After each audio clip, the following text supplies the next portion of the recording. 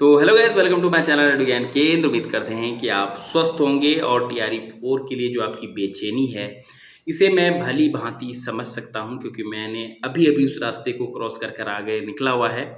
तो मैं जानता हूं कि आपके मन में क्या क्या सवाल चल रहा है कि टीआरई 4 आएगा कि नहीं आएगा, एग्जाम होगा कि नहीं होगा, आपका सिलेक्शन होगा कि नहीं होगा। ठीक है, तो आप घबराइए नहीं, टीआरई 4 100% आएगा, क्योंकि जो भी रिसोर्स से ये न्यूज़ आ रहा है उसमें से न्यूज़ ये तो कंफर्म आ रहा है कि टीआरई 4 होगा। हाँ, हो सकता है कि थोड़ा लेट हो जाए, जून के बदले जुलाई हो जाए, जुलाई के बदले अगस्त हो जाए, लेकिन टीआरई 4 आएगा 100%। ठीक है।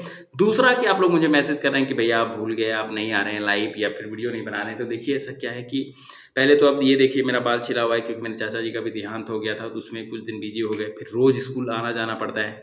ठीक है, और स्कूल मेरा दूर है, तो किसी दिन वहाँ रह भी जाते हैं। अभी रूम का भी खोज रहे हैं।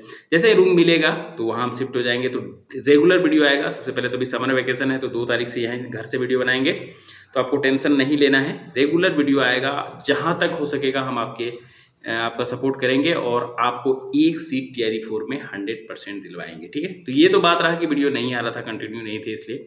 अब देखिए, और आज फ्राइडे है और आज छुट्टी का दिन है। मेरे स्कूल में आज फ्राइडे को छुट्टी रहता है, संडे को खुली हुई रहती है। तो आज हम सोचे छुट्टी का दिन है, आप लोग इतना मैसेज कर रहे हैं तो एक वीडियो बना देते हैं। तो इस वीडियो में हम लोग बेसिकली किस बारे पे डिस्कस करेंगे, तो इस वीडियो में हम लोग डिस्कस करेंगे कि टीआरई 4 अभी जो बचा हुआ टाइम है, जैसे मानिए कि अगस्त में आ गया, जुलाई में आ गया, तो इस बचे हुए टाइम में आपकी रणनीति क्या होनी चाहिए कि आप औरों से अलग रहेंगे, कैसे हम लास्ट के टाइम में किए थे। ठीक है, और कैसे आप टेस्ट पेपर में अपना नंबर बढ़ाएंगे, ये हुआ टीआरई 4 के बारे में। दूसरा हम लोग डिस्कस करेंगे कि एस्टेट में अगर आपका मैथ पेपर है, क्योंकि मेरा भी मैथ पेपर था और बहुत कम समय में पढ़ के मेरा 99 है, शायद 99 मार्क्स लाए थे हम। ठीक है, कैसे लाए थे, हमको लग रहा है कि मुश्किल, आप जानते ही हैं कि टीआरई 1 के बाद जस्ट तुरंत आ गया था। एस्टेट बहुत कम समय मिला था, तो इस कम समय में आप, अगर आपका मैथ का पेपर है, तो कैसे आप उसमें अच्छा स्कोर कर लेंगे। क्योंकि अगर आप एस्टेट सीटेड है तो आप 6 to 8 तो बन ही सकते हैं, लेकिन अगर एस्टेट आपके पास है, पीजी नहीं भी है, तो 9th-10th में आप एक सीट सिक्योर कर सकते हैं। और अगर एस्टेट रहेगा तो आपके पास बैकअप रहेगा। ठीक है, तो यही सब बारे में हम लोग इस वीडियो में चर्चा करने वाले हैं। तो वीडियो आप एंड तक देखिएगा। अगर आपको पसंद आता है तो वीडियो को लाइक कीजिएगा। बाकी अगर आप अपने भाई को सपोर्ट करना चाहते हैं तो सब्सक्राइब करना मत भूलिएगा। तो चलिए आज का वीडियो हम लोग शुरू करते हैं। तो सबसे पहले देखिए कि एस्टेट जो है वो आपको टीआरई 4 से पहले देखने को मिलेगा। ये बात एकदम सत्य हो गया है, कंफर्म भी हो गया है कि एस्टेट जो है जून में आ जाएगा नोटिफिकेशन।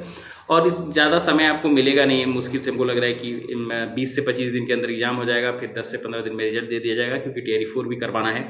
तो देखिए, अगर आपका मैथ का पेपर है तो एस्टेट का तैयारी आप कैसे करेंगे। 9th, ज़्यादा माथा मत लगाइएगा, 9th का एनसीईआरटी 2 से 3 बार अच्छी तरह बना लीजिए, फॉर्मूला उसका याद कर लीजिए। ठीक है, मैथ का डिक्टो उठ के आ जाता है फॉर्मूला सब। ठीक है, तो आप फॉर्मूला याद कर लीजिए, उसका रिवीजन अच्छे से कर लीजिए। लेकिन अगर आप और ज़्यादा सेफ देखना चाहते हैं कि नहीं, हम और ज़्यादा सेफ करना चाहते हैं, तो एक आधी कोई प्रीवियस ईयर का क्वेश्चन बना लीजिए, 100-50 इतना काफ़ी हो जाएगा। ठीक है, उसके बाद पेडागोजी के लिए ज़्यादा परेशान मत होइए। हिमांशी मैम, लेट्स लर्न जो नहीं बोलती है, hello guys, we are live now, जो बोलती है we are live now, let's learn Himanshi ma'am, उससे आप कर लीजिए पेडागोजी। हम उसी से पेडागोजी किए थे। ठीक है, आराम से हो जाएगा। और 150 में आपको मात्र 50% मार्क्स ही लाना है। अगर आप जनरल कोटा से हैं, बाकी के लिए 45 है, तो आप ज़्यादा माथा मत लगाइए। और ऐसा कुछ है नहीं कि एस्टेट में आप 200 150 में 149 ले आएंगे तो बीपीएससी में आपको 5 मार्क्स का सहूलियत हो जाएगा। तो ऐसा तो कुछ तो है नहीं। जब ऐसा कुछ है ही नहीं तो उतना ज़्यादा हेडेक मत दीजिए। ज़्यादा फोकस आपका टीआरई 4 पर होना चाहिए, क्योंकि वहाँ पर मार्क्स का फैक्टर है। अगर आप ज़्यादा मार्क्स लाएंगे तो हो सकता है कि आपका जो पोस्टिंग है वो नज़दीक हो जाए। ठीक है, क्योंकि वहाँ तो एक एक नंबर का खेल है। तो इसलिए एस्टेट के लिए ज़्यादा हेडेक मत लीजिए, बस यही 2 काम कीजिए आप। ठीक है, कि 9th-10th का एनसीईआरटी और हिमांशी मैम का पेडागोजी, इससे आपका एस्टेट मैथ में आराम से निकल जाएगा। ठीक है, बाकी और अगर एस्टेट को लेकर आपको कुछ ख्याल है, मतलब कोई क्वेश्चन आपके अंदर है, तो आप कमेंट में डालिएगा। हम उस पर भी संडे को वीडियो बना देंगे। संडे या मंडे को मेरा छुट्टी रहेगा, मंडे से कंटिन्यू वीडियो बनाएंगे, तो उसमें आपका डाल देंगे। अब दूसरा है टीआरई 4। देखिए, टीआरई 4 के बारे में आए दिन नया नया सब न्यूज़ आते रहता है। कोई कहता है कि जून लास्ट में आ रहा है, फिर अगले दिन सुनते हैं जुलाई में, फिर अगस्त में। देखिए, हर जगह से एक चीज़ जो कॉमन निकल कर आ रहा है टीआरई 4 के बारे में, वो ये कि आना उसका 100% तय है। तो टीआरई 4 100% आ रहा है। और अभी के समय में, जब आपके पास समय बहुत कम है, कि मानिए हमको लग रहा है कि 60 से 65 दिन आप मान सकते हैं, 2 से ढाई महीने का समय है, तो इस बीच में आपका रणनीति क्या होना चाहिए कि कैसे आप मैक्सिमाइज कर पाएंगे एग्जाम में आपका स्कोर। तो अभी आप जो बहुत ज़्यादा थ्योरी लेके मत बैठ जाइए कि ये छूटा हुआ है, वो छूटा हुआ है, ये सब के पीछे मत भागिए। अभी आपका काम क्या होना चाहिए कि आप सेट प्रैक्टिस पे ज़्यादा फोकस कीजिए। आप ये देखिए कि आप उतना दिए गए समय में जो 2.5 घंटा मिल रहा है, उसमें 2 घंटा, आधा घंटा भी निकाल दीजिए, 2 घंटा में आप क्वेश्चन बना पाते हैं कि नहीं बना पाते हैं। ठीक है, आप देख लिए कि हम कितना क्वेश्चन बना पाते हैं, कौन क्वेश्चन आपसे नहीं बन रहा है। जो क्वेश्चन नहीं बन रहा है, अब उसको क्या करते हैं, ऑब्जर्वेशन करने का समय आ गया। अब आप उसको देखने का समय आ गया, बार बार उसको देखते रहिए, बार बार उसको देखते रहिए कि कहाँ से क्वेश्चन आ रहा है, क्या हो रहा है, कैसे नहीं, क्यों नहीं हमसे बन रहा है, या साइंस का क्वेश्चन कहाँ से आ रहा है टेस्ट में। ठीक है, और कोशिश कीजिए कि हर तरह का सेट एक आध दो गो लगा दे। जैसे कि किरण का तो लगा ही रहे हैं, अगर आपके पास प्लेटफॉर्म का है तो उसका भी लगा दीजिए। किसी और का अगर किरण में अच्छा मार्क्स आ रहा है तो प्लेटफॉर्म लगा दीजिए, हर तरह का। और अभी के समय में आपको ज़्यादा से ज़्यादा फोकस ऑनलाइन, मतलब ऑनलाइन बोले, सेट पे करना है, सेट प्रैक्टिस पे। क्योंकि अभी लास्ट समय में क्या है कि अगर आप बहुत ज़्यादा थ्योरी पढ़ने लगेंगे तो आपके दिमाग में हौच पौच कर देगा। ठीक है, तो आपको सेट प्रैक्टिस पर ज़्यादा ध्यान देना है। और सेट प्रैक्टिस का यही नियम है कि जितना क्वेश्चन आपसे बन रहा है बनाइए, उसको हेडेक मत लीजिए कि हमसे 70 ही बन रहा है, 75 ही बन रहा है। जितना बन रहा है आप आराम से उसको बनाइए। उसके बाद आपको क्या करना है कि जो क्वेश्चन नहीं बन रहा है ना, उसका एक्सप्लेनेशन लास्ट में हर टेस्ट में दिया रहता है। एक्सप्लेनेशन देखिए, जो आपको समझ आ रहा है तो आ रहा है, नहीं आ रहा है तो उसको वैसा का वैसा याद कर लीजिए। क्योंकि आपको एक सीट चाहिए, ज़्यादा माथा मत लगाइए। और आप बार बार बार बार बार सेट लगाएंगे, बार बार, और आपका एक्सप्लेनेशन देखेंगे तो देखते देखते आपका क्या होगा, कॉन्सेप्ट धीरे धीरे बिल्डअप होने लगेगा। आप देखिएगा कि 4-5 सेट के बाद आपका जो है कि वो बढ़ना शुरू हो जाएगा स्कोर, पहली बात। और दूसरी बात कि आप लोग में से बहुत सारे लोग पूछते हैं कि भैया ये बताइए कि कितना सेट लगाएं अभी, एक दिन में 1 सेट 2 सेट कितना। तो अभी मेरे ख्याल से ऑल्टरनेट डेज पे भी अगर आप लगा रहे हैं तो कोई दिक्कत, अगर पर डे लगा रहे हैं तब तो खैर बहुत ही अच्छा है।